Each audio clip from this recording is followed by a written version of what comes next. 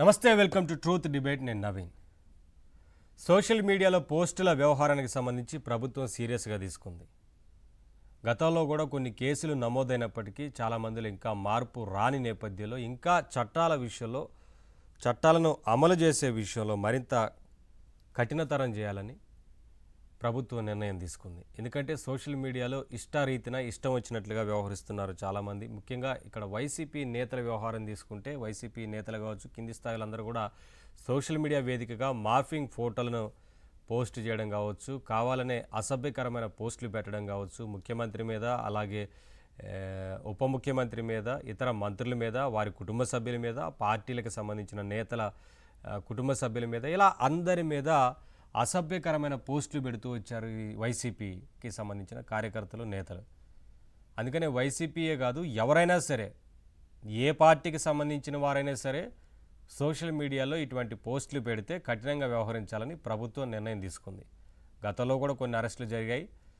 కూటమి పార్టీలకు సంబంధించిన నేతలు లేదా కార్యకర్తలు ఎవరైనా పోస్టులు పెట్టినా కఠినంగానే వ్యవహరించాలనేది ప్రభుత్వ విధానం. అందుకనే గతంలో టీడీపీకి సంబంధించిన కార్యకర్త చేసిన వ్యాఖ్యల పట్ల, ఏదైతే వ్యాఖ్యలు చేశారో వాటి పట్ల కఠినంగా వ్యవహరించింది ప్రభుత్వం. అరెస్టు చేశారు, కేసులు నమోదు చేశారు.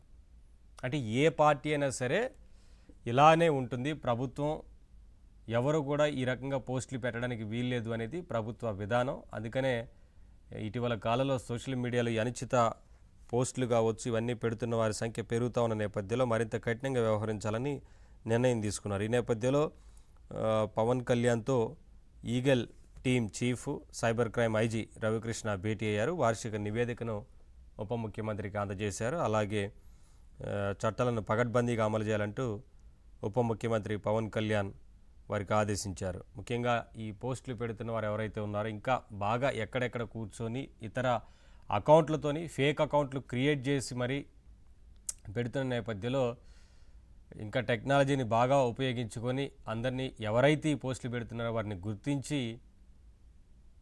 కఠినంగా వ్యవహరించాలి అనే దానిపైన ఒకవైపున కసరత్తు చేస్తున్నట్లు తెలుస్తూ ఉంది. ముఖ్యంగా టెక్నాలజీ వినియోగానికి సంబంధించి కూడా పోలీస్ అధికారులు అయితే ఆలోచన చేస్తున్నట్లు తెలుస్తోంది. ఇది అంశానికి సంబంధించి వాటి డిబేట్లో మాట్లాడుతూ డిబేట్లో పాల్గొంటున్నారు టీడీపీ లీడర్ సప్తగిరి ప్రసాద్ గారు, అలాగే శ్రీలీల గారు పొలిటికల్ అనలిస్ట్, కిషోర్ గారు జనసేన లీడర్.